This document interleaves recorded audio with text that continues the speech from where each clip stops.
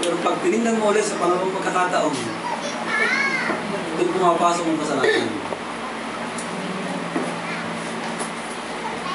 Nakatawa si Job. Sabi ni Job,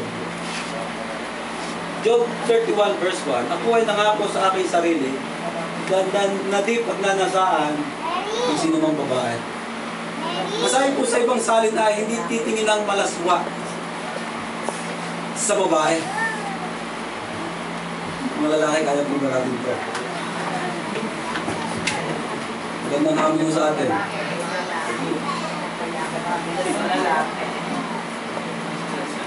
Saan po natin ginagamit ang ating mga mata? Panoorin sa internet? Mga babasahin na hindi tama? Mapadaan sa bangketa, mayroong nakabuyang niyang doon. Walang saklot. Hindi yata maganda ito. Magkano ito? Panonood ng mga DVD na hindi akma sa panonood ng Diyos. Gusto ang ating mga mata.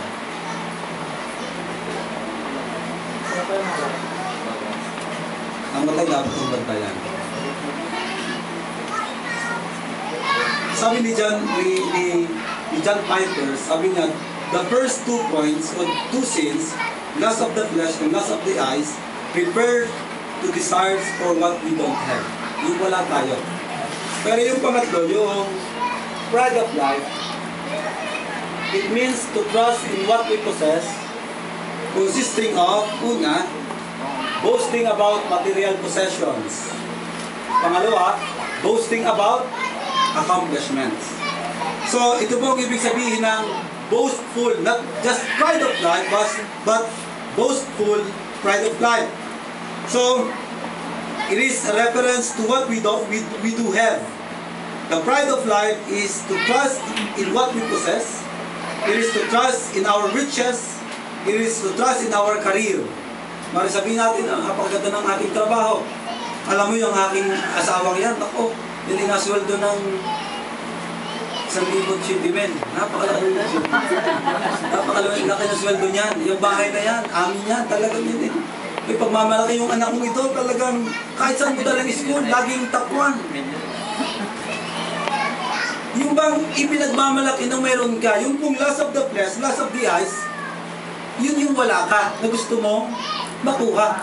Pero itong boastful pride of life, yung mayroon ka, maaaring material possessions, and boastful about accomplishments.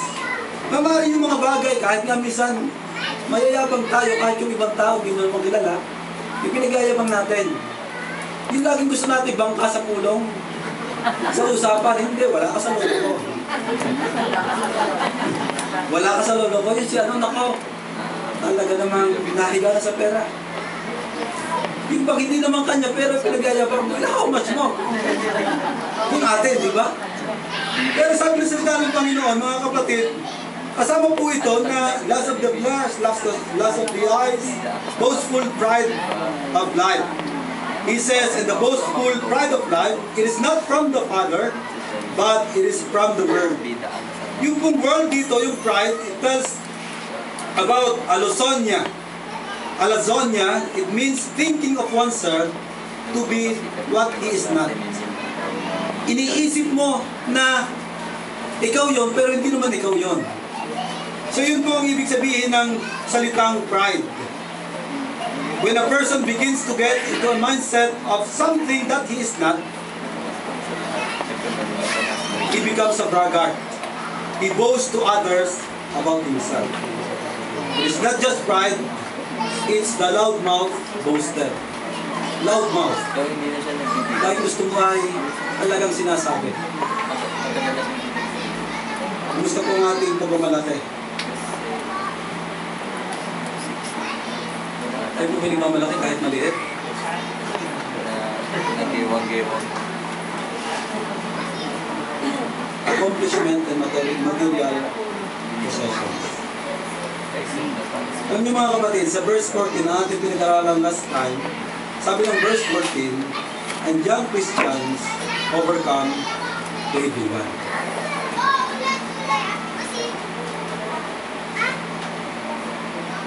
verse 16, the Message Bible, practically, everything that goes on in the world, wanting your own way, wanting everything for yourself, wanting to appear important. Ito pa naman tao, lagi gusto yung maging importante.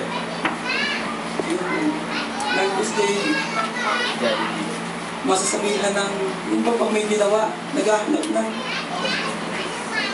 ng papurin. So, wanting to appear important. Sa totoo lang, wala naman pong mahalaga sa atin. Pero pag ang Diyos ang tumingin sa atin, pinahalaga niya ang ating buhay. Sabi ron, has nothing to do with the Father, it just isolates you from Him. So ito pong tatlong ito mga kapatid ay naglalayo sa atin sa Diyos. Every time na ang iyong lust o ang iyong flesh ay binubusog mo, ang iyong eyes binubusog mo, ang iyong pride of life, boastful pride of life ay binubusog mo, lumalayo ka sa Panginoon. Di ba totoo po yun?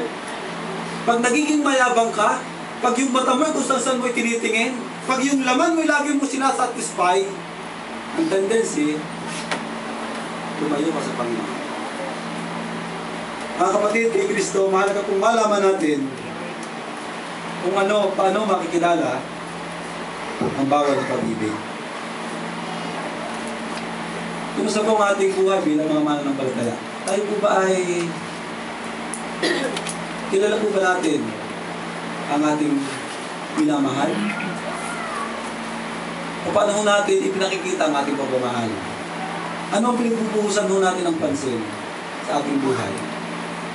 Hindi ho masama ang lahat ng bagay, kahit ng recreation, hindi ho masama. Pero pag lahat ng bagay na yan, nakakaagaw po sa attention sa Panginoon, hindi na ho nagiging mabuti at hindi nagiging tama.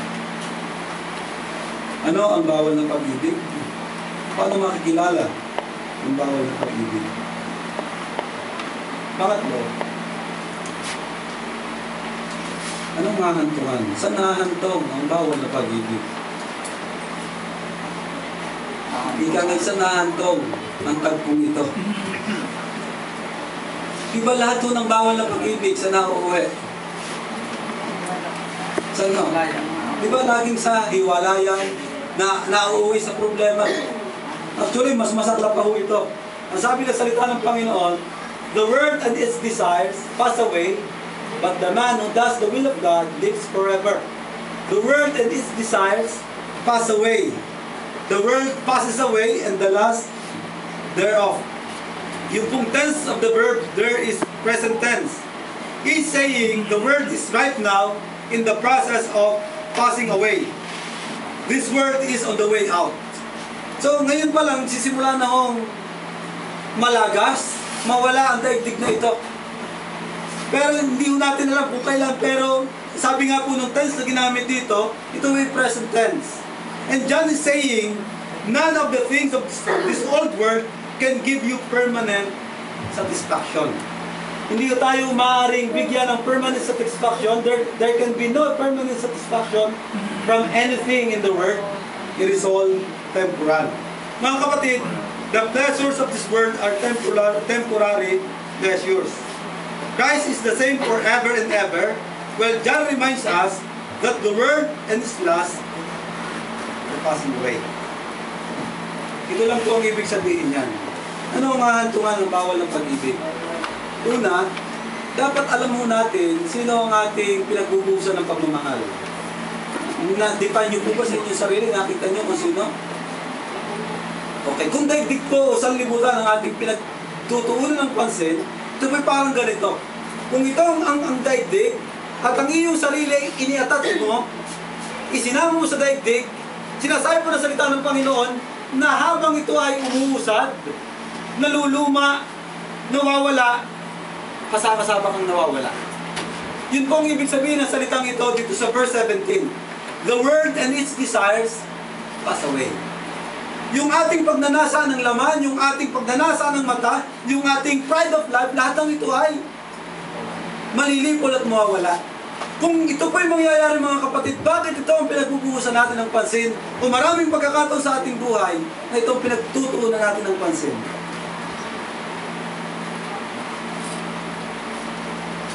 Bakit ang mga bagay sa sanlibutan Though alam natin na ito'y mawawalang lahat. Ang sabi ng salita ng Panginoon, ikaw ay hubad na naparito sa daigdig at aalis ka rin naman.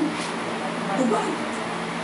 Kahit mo ilang singsing ang isama mo sa ataon, yung mamahaling pustiso isama mo sa ataon, ninanakaw pa minsan. Pero hindi nyo kaya, hindi natin kayang isama sa langit.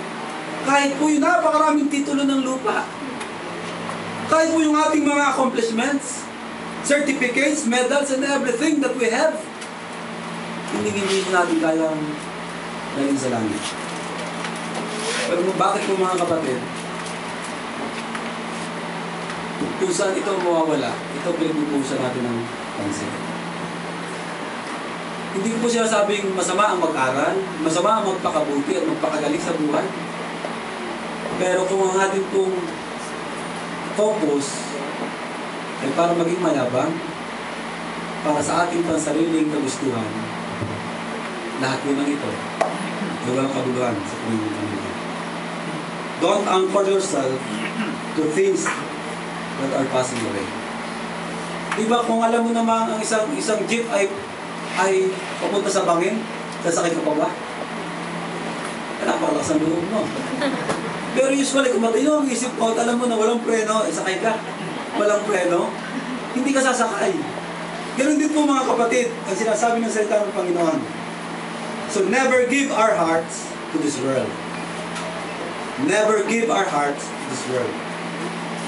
Ang inyong puso ay nasa daigdig na ito, ay nasa Panginoon.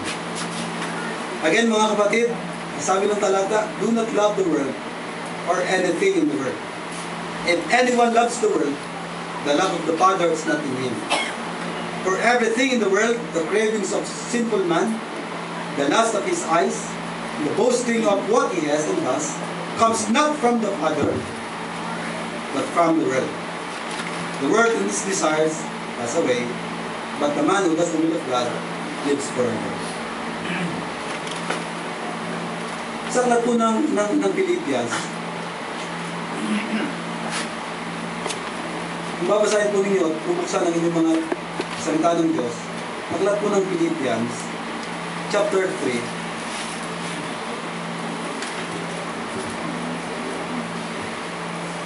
I want you to open your Bible to Philippians chapter 3, 7 to 11.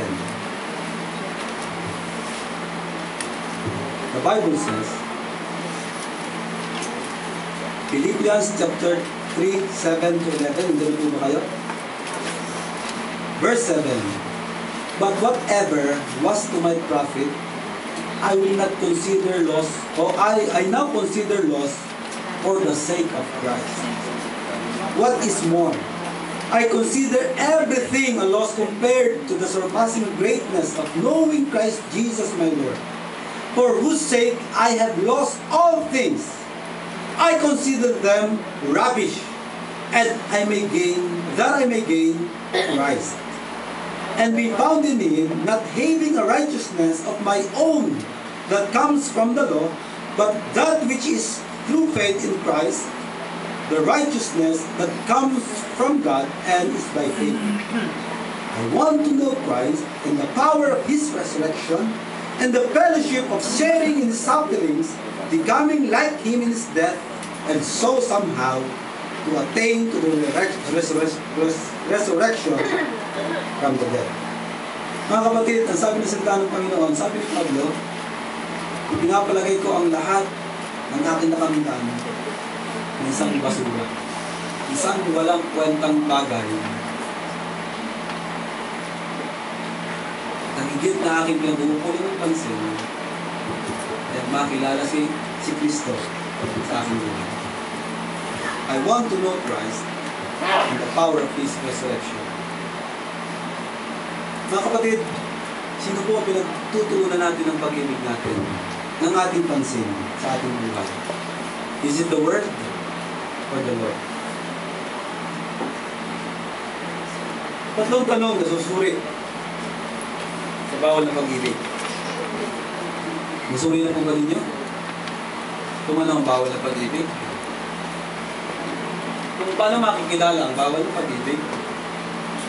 At kung ano ang aantunan, ang bawal ng pag-ibig. Malinaw po ba sa atin? Kung sino ang mahal natin? Malinaw po sa atin? Kung hindi ho ang Diyos ang mahal natin at ang sanlibutan ang mahal natin, hindi ho masama sa ngayon. Pero after knowing yung sinasabi ng salita ng Diyos, mabuti na ang ating kaisipan ay balik natin sa Panginoon. Pero meron ng magandang balita. Yung sabi ng salita ng Panginoon, and the word and its desires pass away, but the man who does the will of God lives forever. Napakaganda pong salita ng Panginoon. Sabi doon, ang sanlibutan ay mapapara, mawawala. Ngunit, ang sinumang tao na gumagawa ng kalooban ng Diyos ay mabubuhay magpakailanpaman. The opposite of loving the Word is not only loving the Father, but also doing the will of the Father. Pagmamahal sa Diyos at pagsunod sa kalooban ng ating Diyos. Mga kapatid, the best way to keep from loving the Word is to love God more fully. Amen po ba? Amen. The best way to keep from loving the Word is to love God more fully. Mahirap po magmahal sa dalawang asawa. Mahirap magmahal sa dalawang bagay. Naalala ko yung sinabi ng aking teacher mula sa Bible School. Mahirap magmahal ng dalawang ministry. Kailangan mong mamili ng isa. At paalala rin niya sa akin, mahirap magmahal ng dalawang girlfriend. Isa lang. At sa totoo lang mga kapatid, ito ang katotohanan na walang masayang tao na may dalawang minamahal. Walang masayang tao na dalawang minamahal. Yung uuwi dito, pagkatapos ay dito, na pagka po mga may holidays o may okasyon, talagang lagi yung mandala sa uuwi mo na doon. At pagkatapos ay kailangan niya makabalik kasi meron pang isa. At napakalungkot at napakahirap mong kalagayan ng ganung tao. Pero mga kapatid, the best way to keep from loving the world is to love God more fully. And last, when we grow with God, we'll avoid to embrace the world. Kapag tayo lumalago, lumulusog sa Panginoon, niyayakap natin ang Panginoon at tinatanggihan natin po ang gawa ng sanlibutan. Who is your love?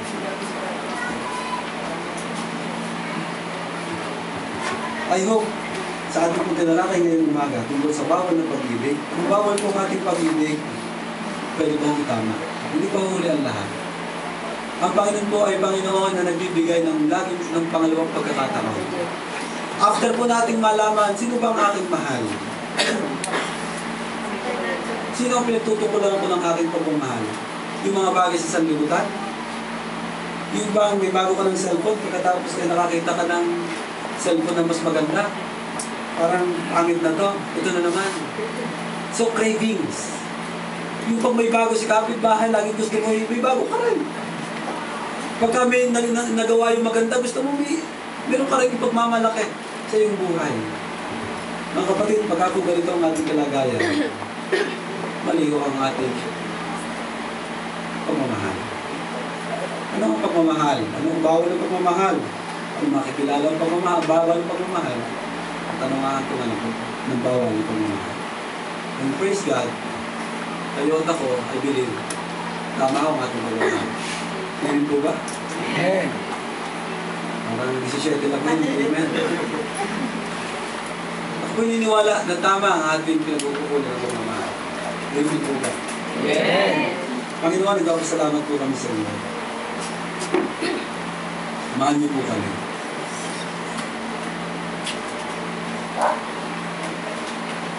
At ayaw niyo po sa amin, Panginoon, meron kayong kaagaw sa pagmamahal namin sa amin. Lord, salamat po sa inyo paalala ng ang mga salita ay buhay, ang mga salita ay makapangyarihan. Ang iyong mga salita, Panginoon, ay nagtuturo sa amin kung paano mas lalo ka namin mamahal sa aming buhay. Sige sa atin niyo po, Panginoon, yung bawat isa po sa amin. Ipaunawa niyo po sa amin, sino pa talaga ang aming mahal? Hindi po kami pwedeng maglihim sa inyo. Pwede kami maglihim sa aming katabi, sa aming kapatiran. Pwede kami maglihim sa aming asawa, sa aming mga mahal sa buhay, pero sa inyo, hindi kami pwede maglihim. Panginoon, hinihiling mo namin kung may mga kapatiran po kami, Diyos, na nasa bawal na pagmamahal. Kausapin niyo po siya, Panginoon. Itama niyo po, Panginoon, ang aming mga pagmamahal. Lord, thank you. You're the God of second chance. Kayo ang Diyos na nagmamahal sa amin, humingin sa amin, ipapaunawa sa amin ang mga bagay na mahirap unawain ng mga tao. Sa umaga po ito, Panginoon, alam namin ang paglago ay is a process. And we pray, Lord, na ang salita mo ay natanim sa matabang lupa na kung saan ay magtatrabaho. At may ilapat po namin sa aming mga buhay. Panginoon, salamat sa inyong pagmamahal. Salamat po, Panginoon, na kami lagi niyong biyaya pa, Panginoon. Lagi niyo kami pinapaalahanan. Hindi po kayo nagsasawa sa amin. Salamat po, Panginoon.